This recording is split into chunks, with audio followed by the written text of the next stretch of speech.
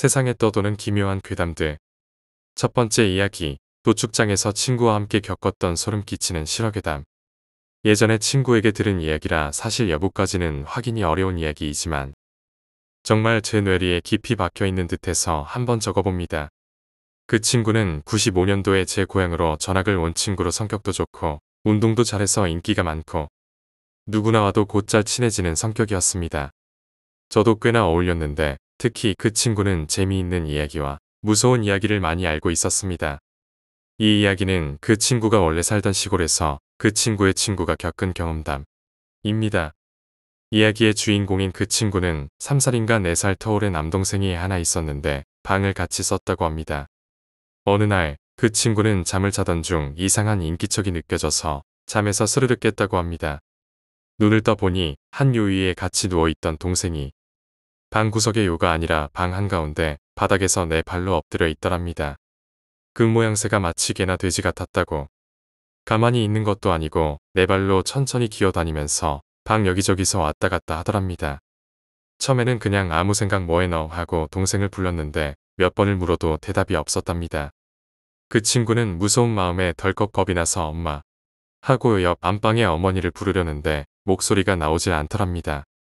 그 친구는 그제서야 자기가 가위에 눌려 있단 걸 깨달았다 합니다. 가위에 눌려보신 분들은 아시겠지만 정말 공포감이 엄청납니다. 아마 그 친구도 극심한 공포를 느꼈었겠죠. 그런데 그때 그 동생이 갑자기 그 친구 쪽으로 성큼성큼 네 발로 기어와서는 그 친구의 머리카락을 미친 듯이 핥아대더랍니다. 순간 그제서야 가위에서 풀린 그 친구는 울고불고 발버둥을 치며 동생을 뿌리치고 안방으로 튀었고 난리통에 깨어난 그 친구의 부모님께서는 이윽고 계속해서 네 발로 기어다니던 동생을 발견하고 뺨을 때리고 찬 물을 끼얹어서 겨우 정신을 차리게 했답니다. 아무런 기억을 못하는 동생을 들쳐업고 애가 어디 아픈 건 걱정이 되어 시내 병원을 가봐도 아무런 이상은 없었다 하고요. 처음엔 애가 기가 약해서 그런 줄 알고 한의원도 데려가고 했는데 그날 이후로도 그런 일이 서너 번 반복되자 주변에 용하다는 점집으로 가서 점을 보셨답니다. 점쟁이는 그 친구와 동생의 방자리가 옛날 도축장에 개돼지를 죽이던 장소여서 개돼지 귀신이 자꾸만 붙는 거라는 이야기를 해주더랍니다. 도축장 이야기는 점쟁이가 그 동네에 오래 살아서 알고 있었는지도 모르지만 여튼 그 친구의 방이 옛 도축장 절이었단 말은 확인해보니 정말 맞았다고 합니다. 현대식의 정육점이 생기면서 도축장과 재래정육점이던 건물을 사람 사는 집으로 바꾼 거라고.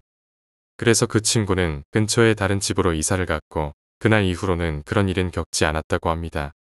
두 번째 이야기, 미아리. 90년 초반 미아 5동 어느 단독주택에 살 때의 일이다.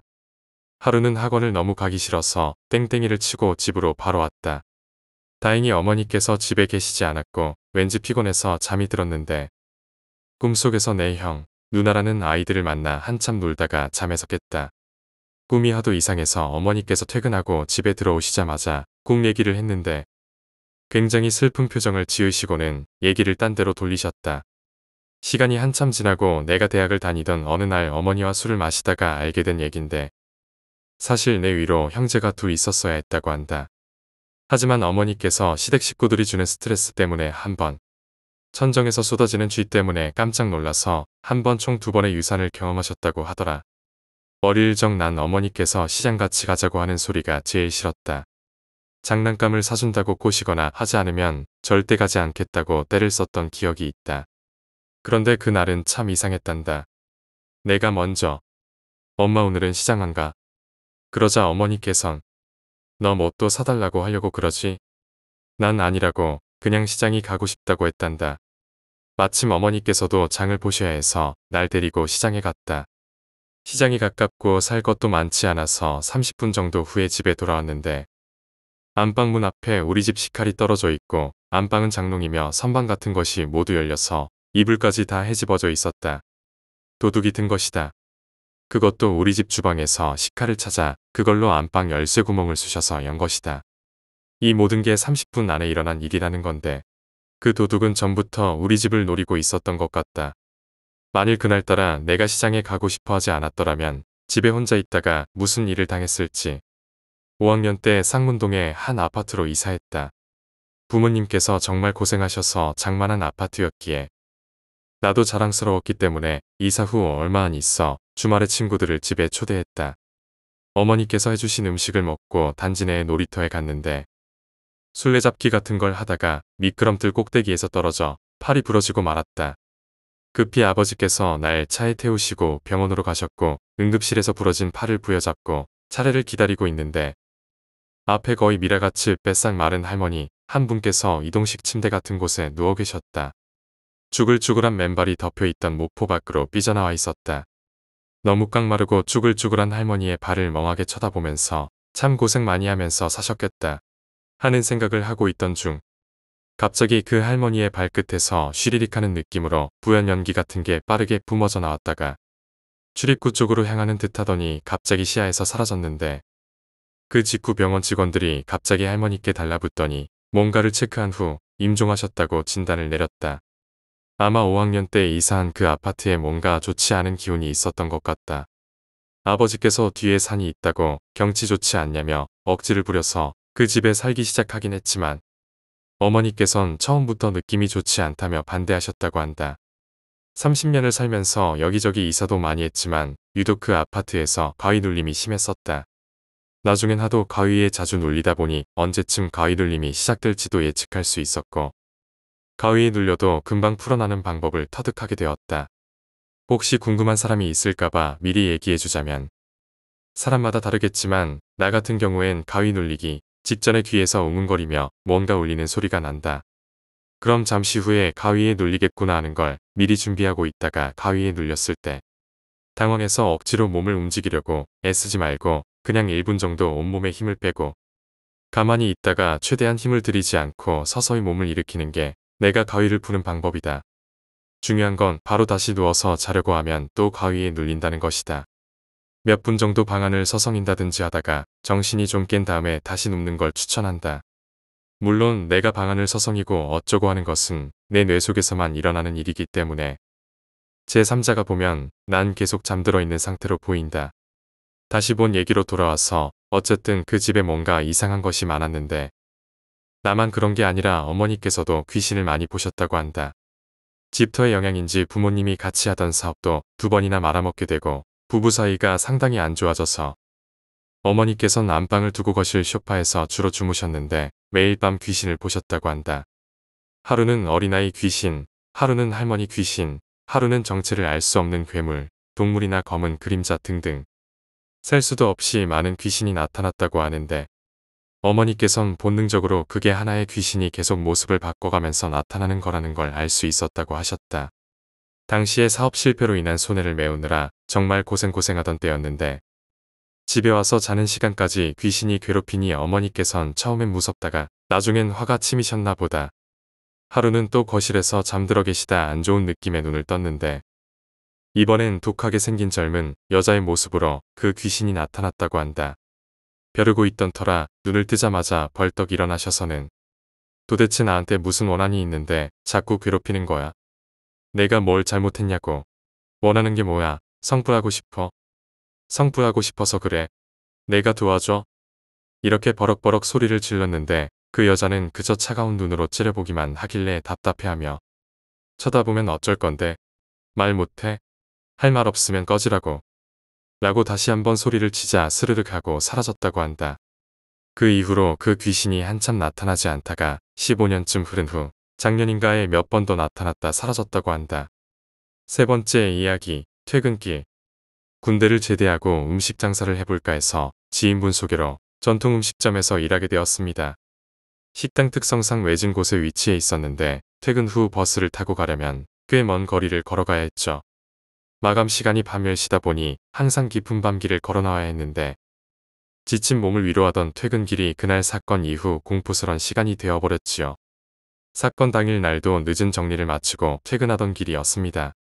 앞서 언급했듯이 후미진 장소에 위치한 식당이라 주변은 가로등도 드문드문 들어서 있고 주위에는 논밭, 문 닫은 허름한 공장뿐이었습니다. 버스 정류장은 저만 덩그러니 서 있었고요. 배차 시간이 20분 정도 되었는데 평소처럼 별 생각 없이 휴대폰만 만지작거리고 있었습니다. 그런데 공장 쪽에서 시티백 하나가 다가오는 겁니다. 운전자는 붉은 헬멧을 쓰고 있었고 옷차림은 남루했죠. 털털털 낡은 시티백을 천천히 제 옆에 대더군요. 전 누굴 마중 나왔나 보다 별 생각 없이 서 있었습니다.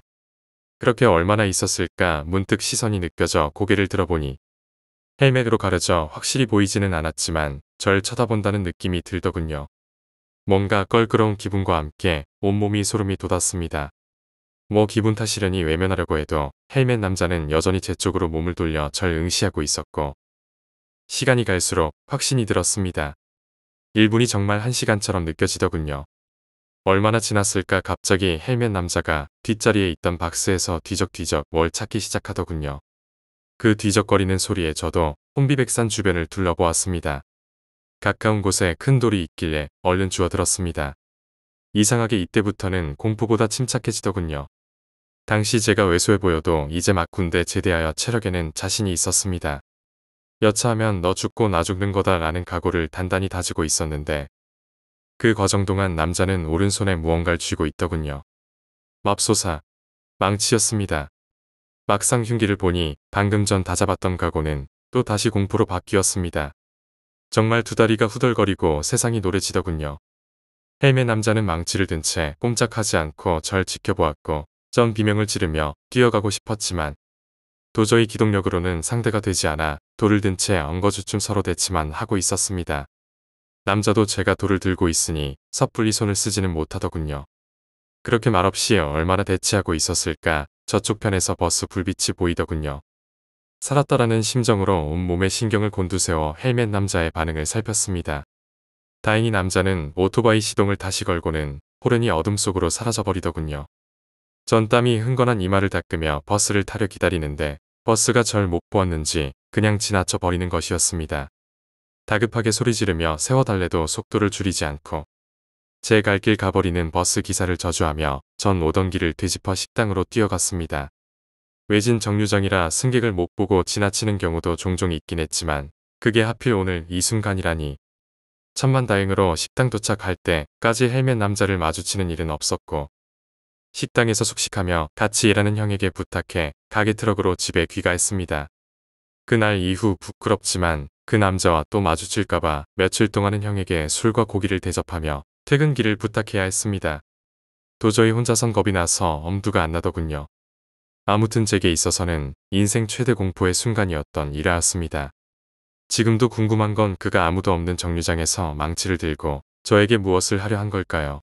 단순한 장난이었을까요? 아니면 그냥 미치광이였을까요? 아무튼 그날 이후로 사람이 가장 무서워진 것 같습니다. 네 번째 이야기, 어릴 때의 우리 집. 제가 9살 무렵 잠깐 살았던 집이 있었습니다. 그곳에서 한 1년 정도 살았던 것 같네요. 그 집은 원래 폐가나 흉가는 아니었습니다. 그런데 이사 나오게 된 어떤 계기로 폐가가 되어버렸죠. 그 집에서 이사 나오게 된 계기를 잠깐 적어볼까 합니다. 그 집 지붕은 주황색 슬레이트로 되어 있고 벽은 겉면만 시멘트로 된 집이었죠. 아주 촌이었기 때문에 시멘트로 된 그 집이 당시에는 그래도 좀 괜찮아 보였는데 안에서 보면 흙집이었습니다. 흙 위에 도배를 해놔서 뭐 안에서 봐도 흙집 느낌은 나지 않고 여름엔 시원하고 좋았었던 것 같습니다. 다만 에러인 것이 집 바로 옆에 무덤이 2개 있었다는 것이죠. 저는 무덤이 무서워서 근처에 잘 가지는 않았지만 동네에 저보다 조금 어린 아이들에게 그곳은 딱 놀이터로 적당했습니다. 낮에는 무덤 바로 옆에 사는 저희 집 부모님도 모두 안 계신 터라 무덤에서 놀지 못하게 하는 사람도 없었고 또 무덤은 아시다시피 온통 잔디밭이었으니까요. 제가 살던 곳은 워낙 깡촌이라 놀이터 그런 거 없었습니다. 여튼 그러면 안 되지만 무덤 위에 올라가서 서로 편을 나눠 무덤 위를 차지하며 밀천에는 놀이등을 하곤 했었습니다. 저도 그렇게 무덤에서 몇 번 놀기도 했고요. 부모님이 그러면 안 된다고 신신당부하셨고 동네 어른들에게 가끔 혼나기도 했지만 어디 말을 들어먹나요.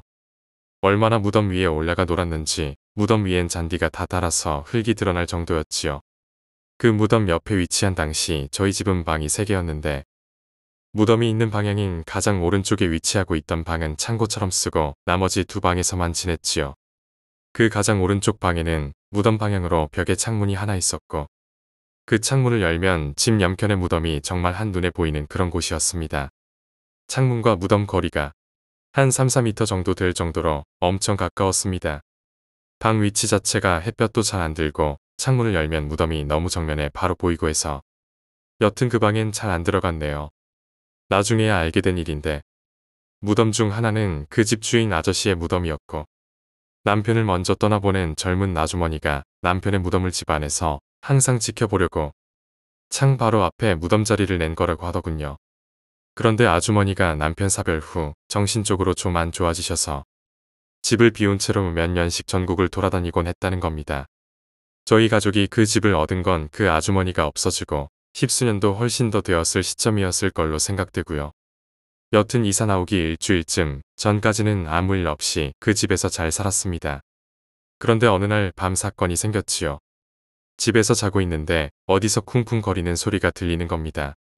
어머니, 아버지, 저 셋 다 동시에 그 소리에 놀랐겠죠. 어두운 방에서 놀라 서로 얼굴만 쳐다보고 있는데 쿵쿵쿵쿵 하고 벽을 두드리는 소리가 간헐적으로 계속 들려왔습니다. 그 소리가 너무 가깝게 들렸고 겁에 질린 저는 이불 속에 엄마와 숨고 아버지가 누구야 하고 크게 소리치셨죠. 그런데도 그 소리는 멈추지 않고 3, 4초 간격으로 계속. 자세히 들어보니 소리는 가장 오른쪽 방에서 나는 것 같았습니다. 이윽고 아버지가 안방 문을 열고 나가시더니 한참 후 누구요 하는 아버지 목소리가 들리더라고요. 알고 보니 저희 집에 살았다던 그 아주머니가 몰래 그 방으로 들어가서는 도배지로 막아버린 창문을 열려고 벽을 두드리는 소리였던 것이었죠. 그 아주머니 등장에 야밤임에도 동네 어르신 몇 분이 저희 집에 찾아오셨고 그 아주머니는 아마 어르신들과 다른 집으로 가셨던 걸로 기억합니다. 잠깐 그 아주머니를 봤는데 약 50대 정도 되는 얼굴이었는데 머리는 반 백발에 헝클어져 있고 정말 꼬질꼬질했습니다. 그저 당시엔 너무 무섭기만 했죠. 다음 날 날이 밝고 학교를 가서 학교 시간이 다 되어갈 때쯤 교무실로 어머니의 전화가 왔습니다. 오늘은 학교 근처에 당시 가족들끼리 친하게 지내던 친구네 집으로 하교하라는 어머니의 전화였습니다. 저는 영문도 모르고 신나서 그 친구 집으로 하교를 했고 그날 그 친구 집에서 잠을 청했습니다. 그런데 그날 밤 그 집 부모님과 저희 부모님이 나눈 말씀을 잠결에 듣고 집에 들어가지 않은 이유를 알게 되었습니다. 이유인 즉슨 그 아주머니가 다음날 정신이 돌아와서 낮에 남편 무덤을 보려고 가족 한 명과 함께 왔는데 무덤 위가 다 까져 있는 걸 보고는 이성을 잃어서 동네 애새끼들 다 죽여버리겠다고 길이길이 날뛰어서 진정시키려다가 벌초하려고 가져온 낫을 휘둘러서 같이 온 가족 한 명이 크게 다치셨다고 그 사단을 내고 그 아주머니가 그대로 사라져버린 거였죠. 일단 경찰에 신고도 했지만 별다른 소득도 없었던 것 같고요. 여튼 그래서 그 아주머니가 또 언제 찾아와서 해코지 할지도 모르고 여튼 그래서 그 집에는 더 이상 가보지 못하게 되었습니다. 제가 알기로 그 동네에 사는 동안 그 집엔 아무도 살지 않게 되었고 결국 정말 낮에 봐도 소름 끼치는 폐가가 되어버렸습니다. 나중엔 정말인지 모르지만 낫을 든 아주머니가 무덤 위에 서 있는 걸 본 사람이 있다는 소문도 돌기도 했지요. 나중에 생각해보니 저희 가족이 그날 밤 무사했던 게 정말 다행이란 생각이 들더군요. 작년에 고향에 가서 보니 그 집은 아직 당시 그대로 있더군요. 그 일이 생긴 지 거의 20여 년이 더 넘게 흘렀음에도. 네 번째 이야기, 흉가. 때는 1998년 IMF로 전 국민이 힘들던 시절 저는 초등학교 5학년이었습니다. 당시 저는 톰 소여, 로빈슨 크루소, 허클베리 핀과 15소년 표류기를 보며 나도 언젠가 저런 모험을 해야지 라는 꿈을 꾸던 모험심 넘치는 소년이었습니다. 여름방학이 시작되자마자 무슨 생각이었는지 친한 친구들 5명과 대뜸 떠나자 라며 여행을 계획하였습니다. 마침 친구네 별장이 양평 인근에 있다고 하여 목적지는 그 목장으로 결정하고 떠났습니다. 지금도 부모님과 가끔 얘기하는 게 참. 저 때의 나나 부모님이 무슨 생각으로 초딩 5명을 보호자도 없이 여행을 보냈던 걸까요? 여튼 룰루랄라 즐거운 마음으로 버스를 타고 갔습니다. 가면서 옆에 앉아있는 풋풋한 여대생들을 꼬셔서 아참 그땐 초딩이었지. 그냥 쳐잤습니다. 자다가 기사 아저씨가 야, 너네 내려. 여기서 내려야만한 X에 갈 수 있어. 라며 깨워주시길래 후다닥 내렸습니다. 헌데 아무리 둘러봐도 어디로 가야 할지 감이 하나도 안 잡혔습니다. 비는 추적추적 내리지. 시골 국도라 히치하이킹도 안 되지. 택시도 없지. 결국 가까운 민가나 슈퍼 등등 모든 전화기가 있는 곳까지 전력 질주해보자. 라며 가지고 온 롤러블레이드를 타고 당시 유행하던 스피드왕 번개의 명대사 파워를 외치며 국도를 질주하였습니다. 여차저차해서 민가 전화를 빌려 별장 관리 아저씨께 연락드려 아저씨의 트럭을 타고 별장에 도착했습니다. 뭐 초딩들이 술을 먹겠습니까? 뭘 하겠습니까? 빌려간 레슬매니아를 보다가 출출해져서 라면 먹자 했는데 아차, 라면이 들어있던 가방은 실수로 고이 집에 두고 온 걸 그제서야 깨달았습니다. 친구들에게 맞은 후 관리 아저씨가 계시는 집 1층으로 내려갔는데 가족 전체가 어디 간 것 같았습니다. 당황하고 공포가 밀려오던 찰나 오던 길에 봤던 구멍가게가 떠올랐습니다. 5명 중 2명은 귀찮다며 잠들었습니다. 3명은 걸어서 가기로 했습니다. 올 때는 몰랐는데 초딩의 걸음으로 가려니 한참 걸리더라고요. 한 20분쯤 걸어갔을 무렵 우측에 폐가 하나가 보입니다. 모험심이 넘치고 겁이 없던 저는 보물섬을 발견한 마냥 소리를 지르며 저거다. 우리는 저것을 위해 왔다. 라며 친구들에게 흉가 탐방을 제안합니다. 그때부터였을까요? 친구들에게 제안을 하지 않게 된 것이. 아 저게 왜 저기 있냐고 저 미친놈도 지랄한다는 친구에게 세상이란 본디 그런 것이다. 그러니 그것을 탓할 필요는 없다. 라는 통소여의 대사 드립을 치며 강제 흉가 입성을 합니다. 멀리서 봤을 때는 그냥 폐가이지만 우리가 가는 순간 흉가가 될 것이다. 라는 마음에 문을 열고 들어갔는데 정말 뭔가 오싹한 느낌이 들면서 좆됐다만 마음속으로 되뇌일 수밖에 없었습니다. 이사간 후 아무도 찾지 않은 폐가라는 느낌보다는 인위적으로 뭔가를 했던 흔적들이 보이더라고요. 굿. 뭔가를 태운 흔적 등 지금 생각해보면 뭔가를 쫓아내려고 했던 흔적들이 남아 있었습니다. 일단 들어왔으니 뭔가 해야겠다. 라는 생각에 방마다 들어가 보기로 합니다. 평범한 안방을 지나 화장실 옆에 있던 작은 방에 들어가려는 순간 이 문을 건드리는 순간 뭔가 큰일이 벌어질 것 같다. 뭔가 느낌이 쎄했습니다. 자랑은 아니지만 어릴 적부터 안 좋은 느낌은 정말 잘 맞았거든요. 그래도 통소여라면 열었을 거야. 로빈스는 더 무서웠을 거야 라고 자기 최면을 걸며 문을 여는 순간 그냥 횡합니다. 갈 때 창문 열고 가신 듯. 에이 뭐야. 라고 중얼거리며 뒤를 돌아 나오는데 뒤통수를 누가 건드립니다. 간질간질. 뭔가 부드러운 손길로 내 머리카락을 슬금슬금 건드립니다. 분명 몇 방울 찔렀던 것 같습니다. 천천히 뒤를 돌아보니 커튼이 바람에 날리고 있더라고요. 뭐야. 커튼이잖아. 라고 생각하는 찰나 창문 밖으로 웬 얼굴이 보입니다. 눈을 깜박입니다. 다시 보니 친구입니다. 눈을 깜박입니다. 다시 보니 없네요. 밖으로 나와서 별거 없네 흉가 별거 아니네. 하면서 창문에서 장난친 친구를 구타합니다. 처음 목적이던 라면은 까맣게 잊고 별장으로 돌아왔습니다. 레슬매니아를 보며 친구들과 흉가 정복기 썰을 풉니다. 이 새끼가 나 놀라게 하려고 창문에 서 있었어. 동국이 거실에 있고 나 나가서 안방으로 갔어. 동국님, 저 말이 사실인가요? 네, 사실입니다. 순간 정적이 흐릅니다. 꺼져라고 하며 창문을 보는데 커튼이 보입니다. 문득 보통 커튼이 방문까지 닿을 정도로 길진 않지. 라는 생각이 듭니다. 야 자자. 근데 추우니까 다 같이 자자. 밤이 깊어지고 5 소년들은 손을 꼭 붙잡고 잠에 듭니다. 5번째 이야기, 사주를 봤다. 남들은 그냥 작은 고민이겠지만 여자친구가 올해는 생기나 하는 호기심에 전에 사주를 봤었습니다. 올해부터 계속 여자운이 들어온다는 말 믿고 여기저기 노력도 해보고 했는데 안 되길래요. 그냥 이번에 올해 여자가 안 붙는다고 하면 그냥 운동이나 하고 내가 가지고 싶은 거나 사고 돈이나 모으자라는 심정으로 점을 봤네요.